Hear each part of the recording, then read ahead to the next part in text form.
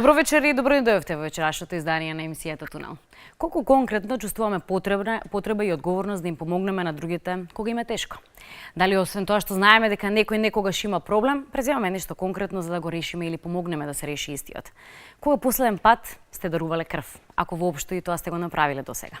Или да можеби кога последен пат се сеќавате дека сте дарувале нешто во Црвениот крст? За поврзаноста на индивидуалниот етички однос и центрите за згрижување на лица на кои им е потребна помош, вечерва во емисијата Тунел со моите драги гости. Добро вечер за господинот Глигор Новачевски. Добро вечер и добро ни дојдовте. Повелете.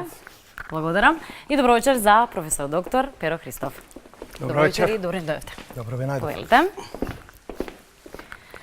Се надевам дека ќе ви биде пријатно и дека ќе решиме некои дилеми токму околу темата дарување крв, помош на другите, хуманост и така натаму, па и етика. Вие како представник конкретно од Црвениот крст, Глигор, може со вас да започнеме за да отвориме темата. Обично нели дарување крв, знаеме акции, некако им чинам дека се сведува само околу тоа. Кога ќе ни дадат апел дека или се организира акција или е потребна кампања околу дарување крв, некако барем за пошироката јавност мислам дека повеќето работи се вртат околу тоа. Но дали е тоа така? Вие имате сериозни планови, сериозни задачи кои ги исполнувате и онака сериозно работите на тоа да нема потреба да се плашиме дека ќе биде дефицит со крв кога ни е потребна.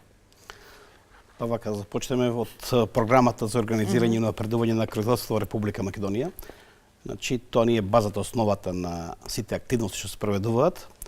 Во таа програма, значи, како партнери е Црвениот крст на Република Македонија и Институтот за трансфузионална медицина од Скопје.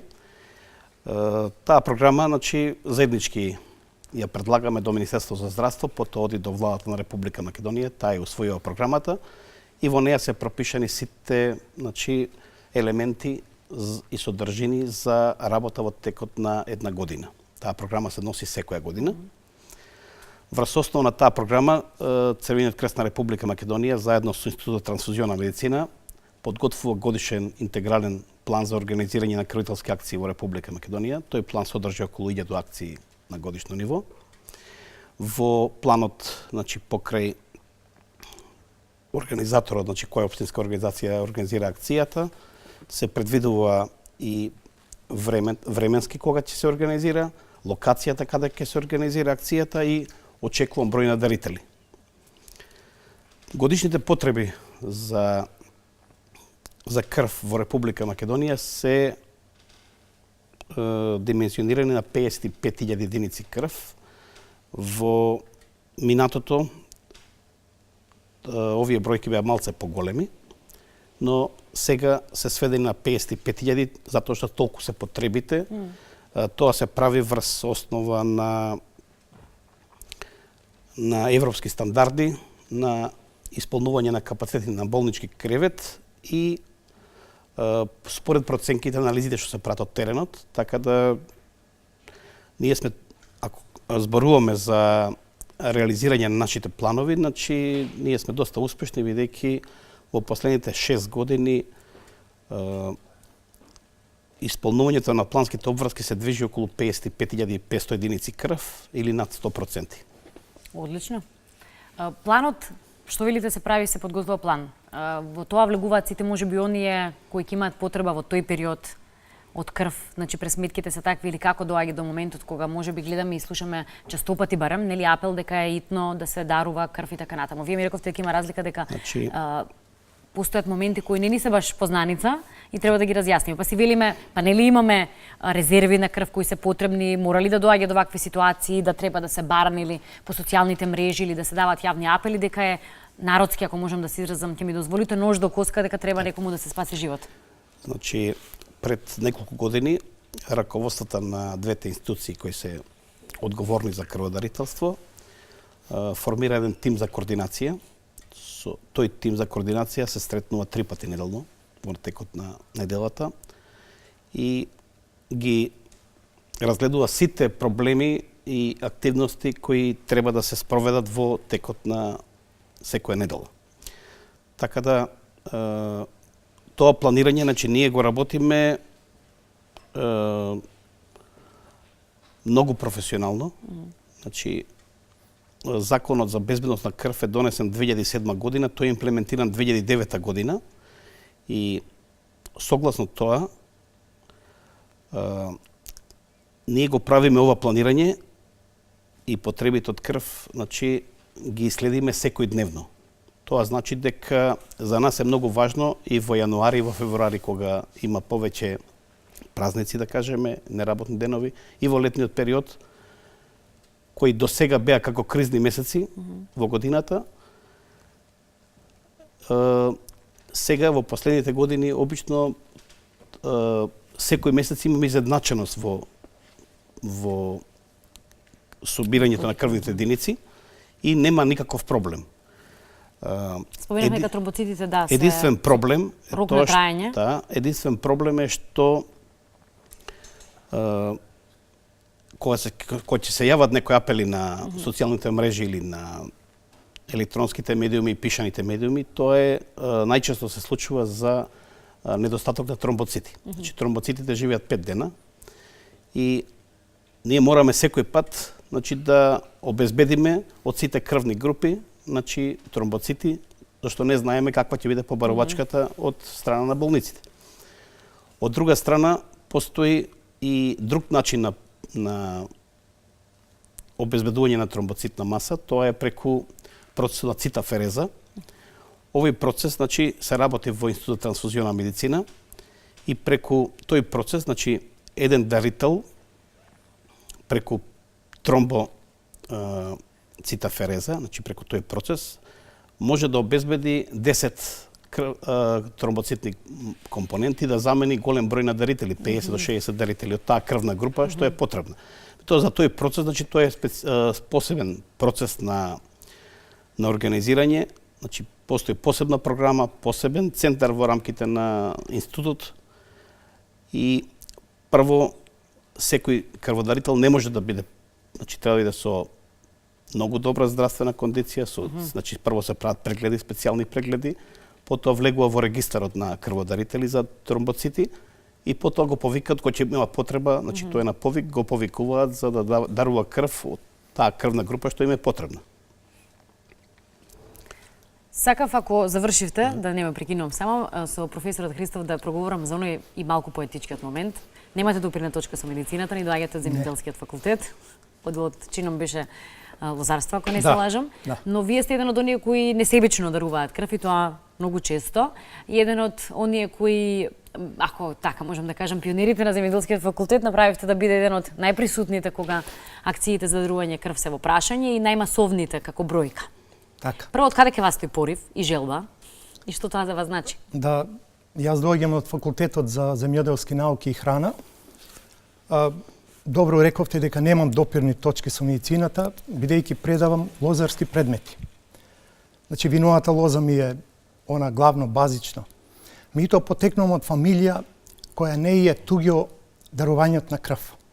Јас сум од Струмица и потекнувам од фамилија кои моите браќа, сестри и татко ми така, имаме традиција во дарувањето на крв. Меѓутоа со доаѓањето на, јас почнав со дарување уште во средното училиште, гимназија во Струмица, и тоа дарував 2 пати таму, и потоа кога дојдов на факултетот продолжив и тука. Меѓутоа проблем беше да кога се вработив, тогаш во склоп на факултетите беа и институтите. Јас припаѓав на Институтот за лозарство. Меѓутоа кога ги прашував дали има акции, дали одат, па никој кажа не ни дошол овде. Да праша, може би ли да побара? Или нормална работа дека не може од Институтот за трансфузионална медицина да пратат екипа ако нема барем повеќе од 5 дарители. Затоа што не би било, мислам, и тоа е мала бројка, меѓутоа како минимално за почеток. Никаква оправданост за... Нема оправданост, секако. За Скопје зборувам, надвор од градот сигурно 20 на 30 на треба, инаку е нецелисходно. И така почна моето поврзување со Институтот за трансфузиологија и наведување. Прво одевме ние таму, па доаѓа. Потоа се целосно отидов како асистент на тогаш земјоделски факултет, после се промени во факултет за земјоделски науки и храна. Акциите се откажуваа, немаше акции. Затоа што немаше мотивираност, не дека студентите не сакаа. Меѓутоа и тој број што имало, што дарува, бевме на она скала, да кажем, во основата, долната основа. Што значи, за нас представуваа некои факултети кои стварно има бројка во дарувањето. Меѓутоа со мотивирање на студентите, со свое лично заложување, со свој личен Што покажување. значи тоа, конкретно? Тоа значи дека при секоја акција дарувам јас крв. Не испуштам акција. Тоа значи имаме 2 акции во годината, еднаш 2 дена во зимскиот семестар. Тоа е најчесто, обично тоа е месец октомври, така е според планот, годишниот план што го рече Глигор.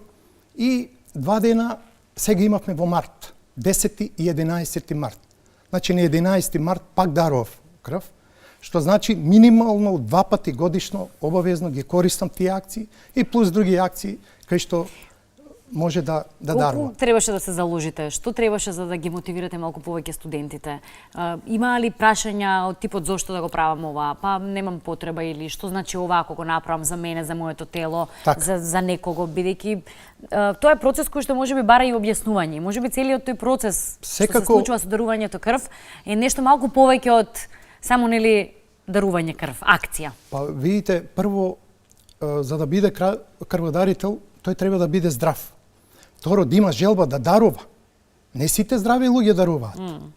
Значи мора да има мотивација, потик, цел, дека таа крв негова ќе помогне некому. Меѓутоа пред тоа тој треба, народно кажем, да се престраши, да отиде, да го скрши ледот, да даде. Многу пати постои она граница, иако ние мислиме дека сите толку добро запознати со потребата, со улогата која е крвта. Многу луѓе не знаат што се случува после земањето на крв, после акцијата. Каде оди, што се прави со таа крв. Друго, многу се плашат дека ако му се земе да не му се пренесе некоја болест, тоа треба да кажеме јавно дека тоа е најсигурен пат на земање. Затоа што тоа се сетови каде што има собствена игла и каде што е за еднократна употреба. Само кај него се користи, повеќе таа никош не се користи. Па не верувам дека можеби има потреба да ова, мислам во 21 век да се плашат дека се плашат. Тоа е вистина, тоа го имаме и како прашање. Второ, стравот е ако даде, дали е таа голема количина? Што ќе му направи? Колку време му треба, дали организмот ќе малакса, колку време му треба, дали треба посебна храна да јаде за да се врати, дали секојдневните обврски ќе може да ги обавува како студент, да кажеме, да учи.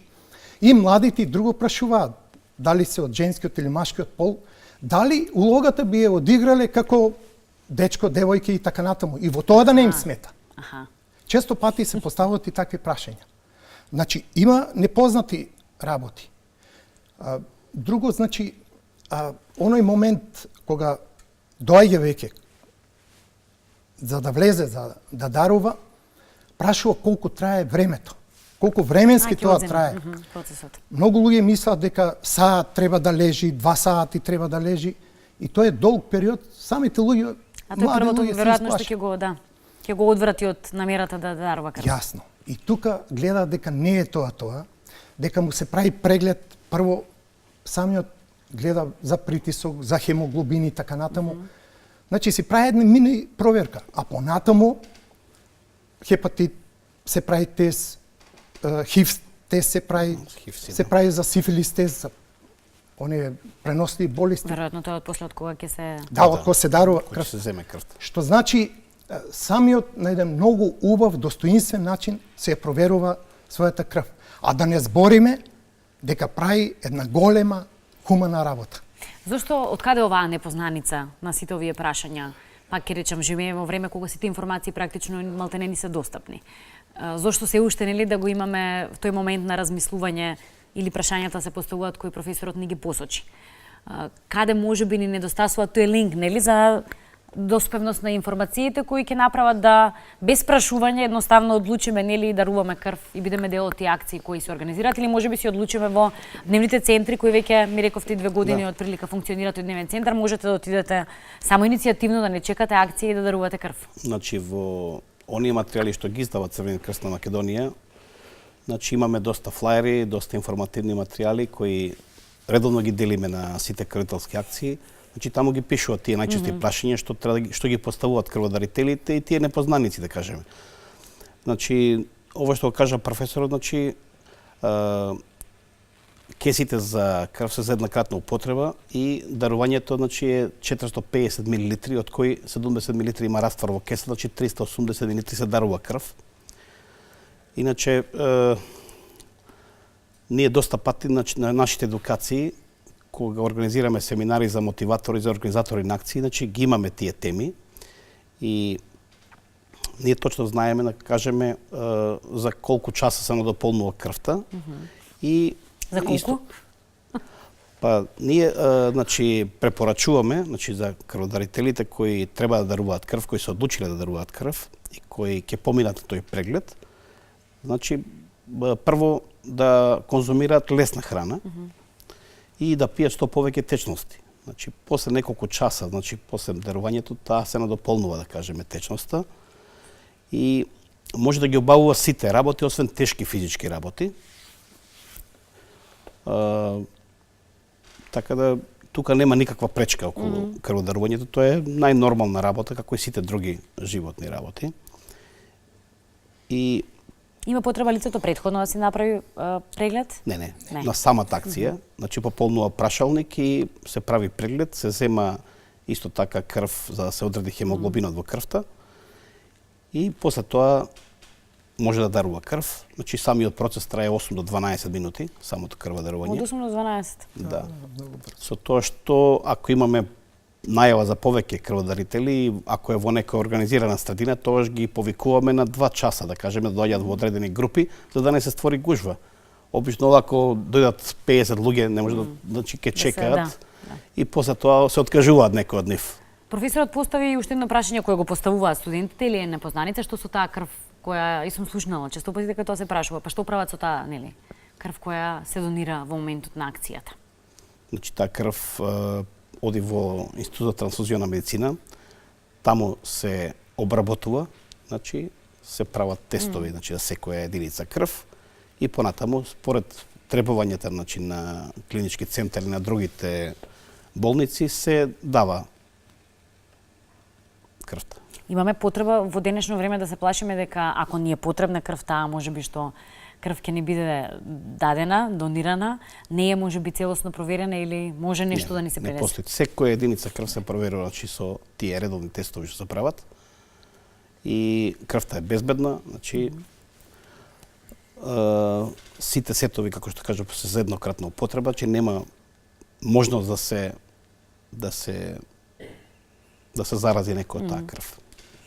Што значи од етички аспект, дали се обидувате да им објасните на луѓето какво е тоа, нели, дел и чин? Ке зборуваме и за бенефитите кои луѓето практично или мотивацијата која имаат доколку се крводарители. Јас сеќам на едно малку поодамнешно време кога нашите родители беа исклучително подадени во тоа да бидат крводарители, па и слободни работни денови, па не знам, бенефити кои за нив значеа многу, некакви членски книжки, па бенефити во лекувањето и така натаму. И тој аспект да го фатиме, но еве етичкиот момент.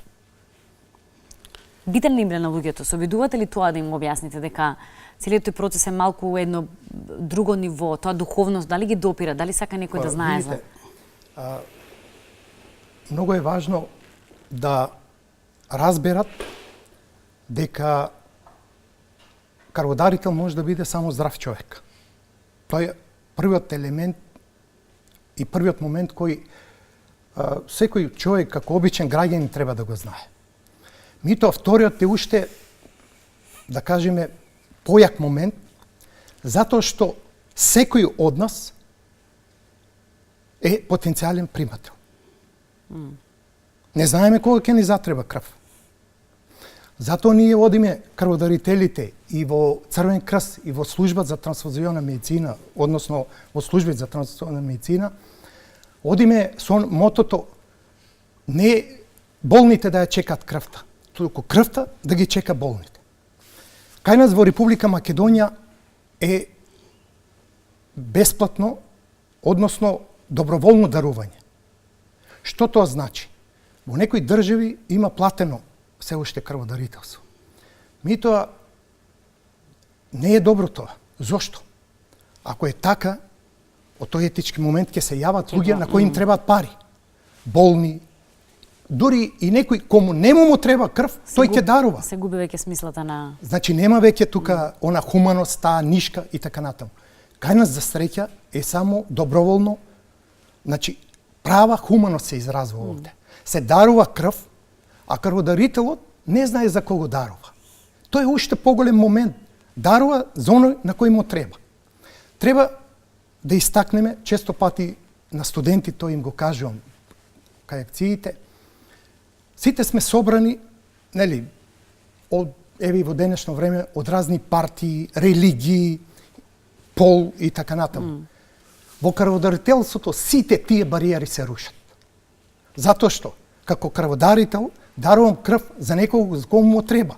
Не прашувам верска припадност, полова припадност, расна и така натаму. Значи не ме интересира или партиска припадност. Апсолутно. Ме интересира чисто оној етички, човечки момент. Да му се помогне оно кој му е во тој момент потребна. А на многу луѓе им е потребна. Затоа што живееме во едно динамично време, каде што секојдневно сме во сообраќаи, во не знам какви се неприлики. Предизвик е секојдневието сериозен. И затоа нагласувам дека секој здрав човек треба да се вклучи во оваа акција, да го види она чувство, дека дарува нешто од себе за некого кој не го познава. И хуманост е тука, мора да ја кажеме дека е стварно на големо ниво, затоа што тој не очекува никаков надоместок за тоа. Значи, најхумано, најчисто е. Дарува чисто и со здрава крв. Редовните крводарители се проверени луѓе. Тие редовно се проверувани. При секој крводарување проверуваат хепатит, Б или С, сида тест, сифилис тест. Значи, тие се строго контролирани луѓе. И точно се знае дека тоа се здрави луѓе и нема никаква опасност за тие луѓе кои ќе примат таа. Да, под контрола име веќе здравјето. Да. Што велиме и се во чекор преку со тоа што тоа им ние се си го случува. контролираме здравјето, да. Мажите може да даруваат на секој 3 прашам, дали има месеци, врска? жените на секој 4 Мажи, жени месеци. и годините дали имаат врска? Да. И од 18 до 65 години на таа возраст може да се дарува крв. Значи редовно се прават контроли во таа работа, треба да се носи крвителска книжка на секоја акција редовниот крводарител и ако има, значи, поминато 3 месеци, тогаш ќе може да дарува крв, ако нема претходно не може да дарува крв. Во Македонија, значи, во последните 10 години исклучиво една доброволна основа, значи крводарувањето ние се раководиме према принципите на Меѓународна федерација на Црвен крст и Црвена полумесечина, тоа се принципите на анонимност, бесплатност и доброволност. Во Македонија има речиси 100% доброволно крводарителство, со тоа што има еден одреден процент, 15-20%, само иницијативно крводарување, значи секој крводарител кој не е опфатен во некоја организирана средина, дали е училиште, дали е факултет, дали е работна организација, дали е местна заедница, значи може да дарува крв, значи во Институтот трансфузиона медицина секој работен ден и во дневниот центар за дарување на крв кој се наоѓа во Дара Џамбас, постои веќе 2 години. Значи таму работното време е од 10:30 до 17:30 од понеделник до петок, а во сабат од 9 до 14 часот. Минатата година таму даруваат 2200 крводарители. Браво. Значи таа бројка со тоа што околу 1500-600 единици се само иницијативни крводарители и околу 700 преку организирани мали акции кои не се офатени во овие другите акции што ги напоменавме. Во дневниот центар, значи, се вработени, значи има социјални работници, каде што вршат психосоцијална поддршка на крводарителите и промоција за крводарителство. Во рамките на Црвениот крст, значи во повеќе градови и во градот Скопје постојат клубови на крводарители и во Скопје има еден репрезентативен клуб на 25 на млади крводарители. Тој е многу активен клуб. Таму членуваат, значи, млади луѓе од 18 до 25 години. Браво. Тие се исто така крводарители повеќекратни. Најчесто тие се наши промотори во крводарителство. Волонтери си тоа. Сите се тие волонтери, да. И редовно одат на обуки, на едукации, понатаму прават врсничка едукација меѓу нивните врсници во средни училишта, на факултет, исто така и во основни училишта. Покрај крводарителството, исто така работат на врсничка едукација и на промоција на ХИВ-СИДА и за сексуално преносливи болести. Тоа се навистина имаме една многу добра екипа која исто така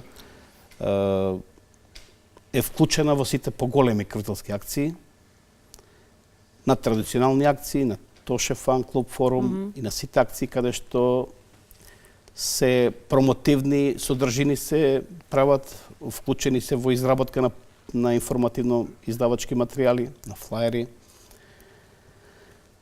И се допаѓа се тој момент и тој аспект на врзување на младите, бидејќи чинам дека сега звучи клише, светото станува на младите и така натаму, но навистина е така и таа можеби таа возраст која им е потребна да го изградат тој однос, нели, кон дарувањето крв воопшто, кон добрите намери, кон правењето нешто добро за општеството на крајот од денот, и како што велите да бидат во чекор со информациите околу твоето здравје, здравјето на другите и се разбира преносливите сексуални болести. Во последно време кога ги вклучивме овие едукативни форми, значи бројот на млади крвители е доста драстично зголемен. Значи порано немавме добра статистика во тој поглед. Сега може да кажам дека 25 до 30% се млади луѓе. Браво.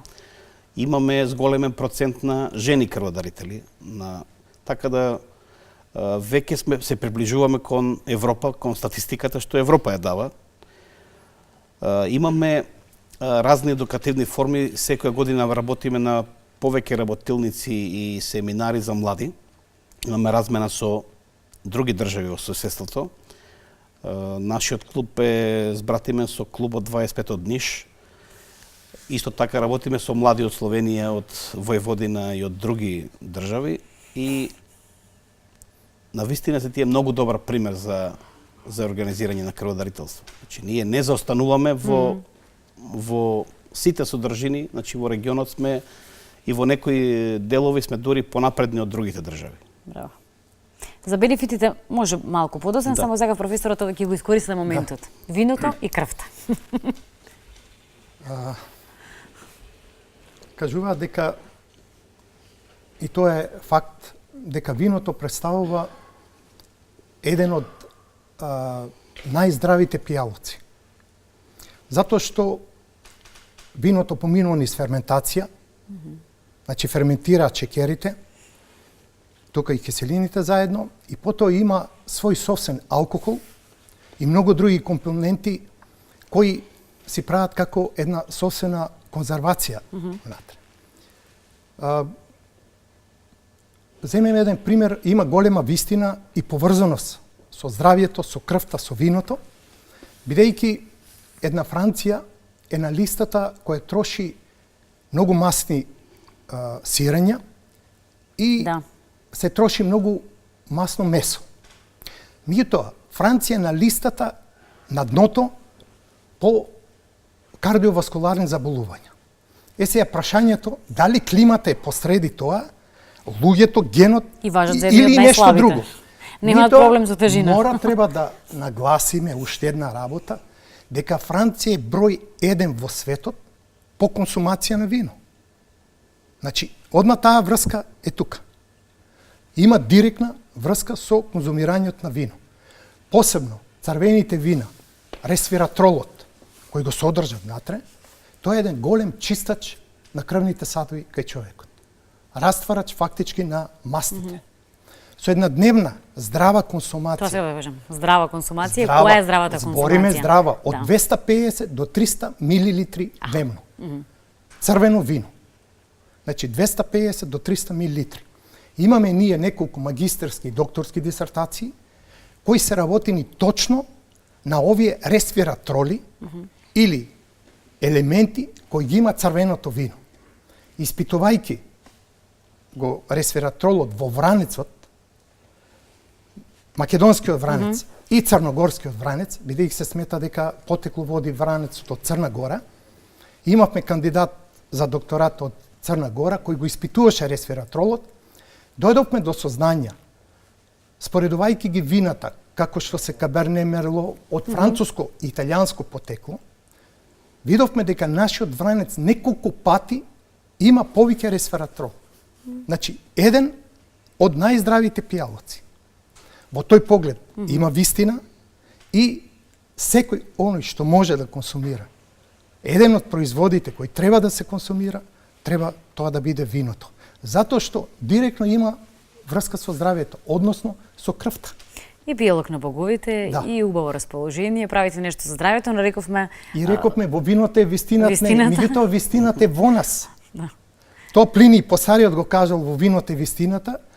Обично за Свети Трифон или Свети Валентин ми повикуваат да одржам едно предавање во врска со виното, во врска со љубовта, во врска со здравјето, тоа. И Свети Трифон тука, јасно, како нашиот заштитник на лозарите и на винарите. лозарите. И тоа мора да спомнеме и тука е Свети Валентин, нели, тој ден од 14 февруари. Треба да кажеме дека не е далеко дека во виното е вистината.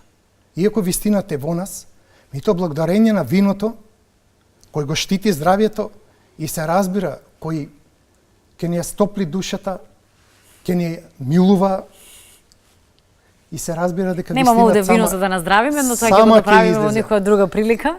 Ако може- Но повторно ќе речем зборуваме за здрава консумација, да не бидеме Една од погрешно најздравите разбрани. консумации, да. И Здрава тоа консумација умерена, на- рековме, во умерени количини. Се што ќе се претера, веќе Имаме ли здраво дарување на крв во смисла на количина, период и така натаму? Имаме ли граници? Значи, кажавме, Оптимално што би значило нели здраво? Сакав да речам, вие дадовте некои параметри, објаснување од тоа колку и како, но еднаш до 2 пати во годината, 3 пати на 3 месеци мере споминавте дека се прави, но Значи, крводарувањето се дарува, значи крводителот дарува, значи во стандардни кеси, тие содржат 450 мл крв. мислите на подолг период, не само во како процес кога е дарувањето на крв. Зборуваме за години, дали процесот здраво да се одржува тој континуитет долгогодишен на Значи, до дарување крв, кога веќе 65 ќе години може да се започнете. дарува крв и после 65 години, значи тоа правило, ако е човекот кој се чувствува здрав, Здраво може. значи може, значи на негова иницијатива, ако ги помине тие прегледи, значи не е проблем и после 65 години да се дарува крв. Ние сега одиме кон еден поголем квалитет, значи во дарувањето и пошто застапена доста младата популација, редовно организираме акции во средните училишта и на факултетите, значи во 2 семестри. Другите, да кажеме, акции што се планирани во други средини, малце ги пролонгираме или пак во зависност од тоа какви се резервите на крв, значи ги редуцираме. Значи, ако треба да се даруваат 100 единици крв, ние ќе одлучиме дали ќе бидат 50 или 60 и ќе одиме, значи, на еден подобар квалитет, да кажеме. Исто така,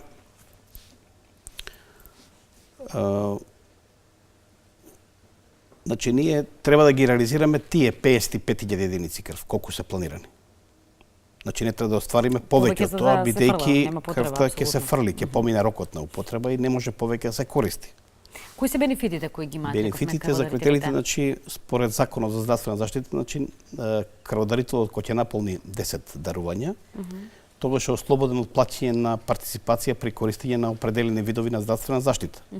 Значи, тоа се специјалистички прегледи, сите видови на лабораториски услуги, сите видови на снимања, значи тука се вклучува и магнетна резонанца и компјутерска томографија, сите видови на болничко лекување. Значи, кој ќе треба да се изврши хируршки зафат, значи најмногу до месец дена, после се продолжува со наредниот месец, значи може и повеќе. Сите, значи, тогаш све е бесплатно во текот на операцијата, болничкото лекување, лековите во болница. Исто така има некои привилегии, исто така и при ортопедските помагала, значи 1% се плаќа. Со лекување во странство, значи тука 20% се плаќа, 80% се ослободени дарителите и исто така има некои привилегии за банското лекување. Порано имаше повеќе привилегии, сега нормално државата нема толку средства и Но што све е на врзано терет со на прегледите фондот, и да. здравството, апсолутно оди во прилог на Да. луѓето. Крводарители сте? Крводарители двајцата сте, но сега да речем бројката колкава е? Околу Колку пати 90 досега? пати. 90? 90 пати. Од 75-та година и до сега година немам испуштено. Вистина се навлекува човек кога ќе го почне тој процес сериозно? Многу луѓе ме прашуваат дали ако почне може да престане. Се плашат од тоа дека Се створа дали навика. се ствара Да, навика. Да. Не, се ствара навика во смисол да дарува, да го контролира своето здравје и да дарува крв да помогне на оние на кои им треба. Меѓутоа сите треба да знаат дека некоја зависност, ако не сака, ако сака утре да застане, нема никакво повратно дејство. Значи, еве, јас можам да кажем од мој аспект, 90 пати можам да зборувам дека за една малку поголема бројка, еден подолг период на крводарување, значи за 40 години збориме, Сериозен период време. сериозен период на дарување и можам да кажам дека нема никаква зависност од таа страна дека треба да се покрај плаши. хуманото што сте во да речем контрола на сопственото здравје во сиот овој период што апсолутно ви оди во прилог. Тоа секако, еве благодарен сум што во континуитет добро здравје ме служи и што човек не треба да биде себичен ако природата му дарува здравје, па да го чува само за себе. Некому му треба дел од тоа што ние го имаме. Значи треба да се даде. Како еден куриозитет, покрај тоа што ги мотивиравте младите и студентите, вие некако бевте примери за вашите колеги на факултетот, Да, кои секако. дотогаш можеби нема такава пракса за дарување крв. Па видите, сигурно имало непознати цикајни. Без разлика што ние збориме за возрастни луѓе, академски луѓе, меѓутоа сепак крводарувањето е една област која, еве да кажеме, ние немаме некои додирни точки како факултет за земјоделски науки и храна. Па и други факултети исто така. Меѓутоа кога имаат колега околу нив, покрај нив, кога гледат дека годишно 4 дена во нивниот факултет, во нивните простории се врши дарување, доаѓа цела екипа. Значи 2 пати во октомври, 2 пати во март, сега 10 и 11 март рековме беше акцијата. И знаете, таа човечка Тешко да се остане рамнодушен. не, секако. Друго, го гледат колегата. Прашуваат, значи ништо не ти е тебе. Обично сакаме Имаш да се- бенефит, Да споредиме, да видиме како е кај другите. како- имаш бенефит од тоа, а зошто ние да не пробаме? Сакаме на... И во последно време се вклучуваат се повеќе колеги. Меѓутоа ме радува што студентите како здрава популација се заинтересирани и ја имаме таа традиција и се надевам дека ќе продолжи. Се надевам дека и после мојот заминување, ако имам уште време до пензија, дека ќе се најде некој од помладите Кој ќе ве колеги кој ќе наследи, бидејќи тоа е многу важно. Знаете, сепак треба да биде личен пример. Веројатно добрите дела, потоа е полесно нели да се наследат и да сака некој да ги секако. продолжи бидејќи веќе имаат искуство или гледаат Да. со пример што се случува или кој е бенефитот од сето она што вие го правите на Секако факултетот. имаме и, мора да спомнам, голема поддршка од управата, од деканот, продеканите и другите служби. Значи, никогаш не направиле проблем кога треба акција да се одржи, кога треба просторија да се припреми и така натаму. Значи, во тој поглед имаме целосната поддршка и Добро, важиме генерално за хумана нација, така да не тоа верувам дека секако морам да го истакнам, бидејќи и тоа е многу важен момент. секако. Значи, без разлика што не се дали ќе даруваат или не даруваат крв, Апсолутно не е- меѓутоа Даваат поддршка. даваат голема поддршка во тоа што го правиме. Пред да некако завршуваме, времето за жал брзо минува кога вака имаме интересна тема за зборување или даваме некои можеби информации кои им се не толку достапни или чести како информација на нашите гледачи. Зборувавме за еден момент што сакав да го истекнам, па јас и лично можеби не знаев толку за автодарувањето, условно речено, на крв. Кога можете во одреден период временски да дарувате крв која вам потоа ако знаете дека имате одредена интервенција ви е потребна. Значи, покрај класичното дарување, тоа што го правиме на терен или во службите, постои, значи, процесот цитафереза, значи обично таму се дарува плазма или се даруваат тромбоцити во зависност од тоа какви се потребите Постои автологно дарување, тоа е дарување кога крводарителот или дарителот дарува сам за себе. Значи кога е операцијата, кога не се работи за неодложна операција, значи се работи за временски период кога може да се почека. Да се закаже операцијата, да кажеме, да се почека, и во таков случај, значи тука значи самиот здравствен систем добива со тоа што штеди на, значи тоа што не треба кеси за дарување, не треба тестови, значи му се зима на секој 15 дена или на месец дена се зима од пациентот крв. Таа крв се чува во Институтот за трансфузионна медицина и кога ќе дојде терминот за дарување, односно за операција, тогаш се подигнува. И тука е добро тоа што нема таа рамка, значи нема ограничување на возраста, значи може да се дарува и испод 18 години и над 65 години. Значи тука затоа што се работи за тоа се работи повеќе во, значи го користат западните земји, го користат кај нас. За жал тоа е све помалци и помалци се работи на овој план. Може би затоа што и се задоволени потребите од крв, во секое време имаме, значи доволни резерви на крв. Па нема потреба. Значи последните неколку години не памтиме дека се испод 1500 само во институтот. Значи во секој Може би оди во прилог на оние кои се најмногу не знам, имаат недоумица околу тоа каква ќе биде крвта што ќе ме даруваат, чува ќе биде, дали ќе биде, па знаете како луѓето кои што се предрасуди, може би им оди во прилог на или од некоја верска од некоја религиска причина или нешто, значи може да се случи тоа, меѓутоа вие одлични сте и успешни. Успешни сме, значи се остваруваат сите плански една визија која имате за можеби како некои достигнувања кои си ги поставувате како цел за во некоја поскора иднина. Па да, ама меѓутоа толку е развиена медицината во Македонија. Значи потребите кај нас се можеби на најиско ниво во Европа. Значи меѓутоа ние сме успешни бидејќи тие потреби редовно ги задоволуваме. Она што кажа професорот, значи пред малку према нашата статистика секоја година има над 20 дарители кои реализирале преку 100 крводарувања. Браво. Значи таа е голема бројка на толку хумани луѓе, и тоа многу не ме радува мене.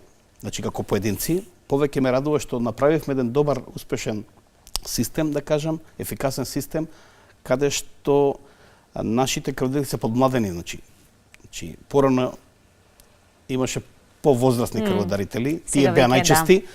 Сега тие немат потреба да даруваат 4 пати годишно. Значи немаме такви потреби. Сега имаме доста млади дарители, значи кај нив е најбезбедна крвта, тие се најздрави. И повеќе со нив работиме и во сите едукации, повеќе работиме со млади луѓе. Така да нема, иднината е добра иднина има Македонија, така да немаме проблем. Проблем за да стравуваме. Ја би посакала помалку потреба од крв, да бидеме здрави, но поголем број на вака хумани луѓе, посебно млади, што би рекле освестени, нели, кои се пак ќе речем иднината на оваа наша држава. Професоре, вие уште поголеми бројки како следбеници, приврзаници или луѓе кои ќе го следат вашиот пат, односно ваши студенти, па и ваши колеги, и тоа да биде некаков пример во иднина за останатите универзитети, останатите млади луѓе. Ви благодарам за вечерашното гостување. Мислам дека откривме некои прашања или отворивме некои теми кои многу малку вака се зборуваат јавно. Успехи понатаму во она што го правите, безусловна поддршка како емисија. Овде ви стоиме на располагање можеби за некои конкретни акции, а вие, драги мои, повторно ќе речем, немаме вино да наздравиме, наздравете си денес и размислете колку и дали сте хумани и во тоа целото подразмислете. Кога дадете рака, утре можеби вам ќе ви потреба исто да ви се даде рака. Ви благодарам за вечерашното внимание, вам за присуството. Благодариме за поканата.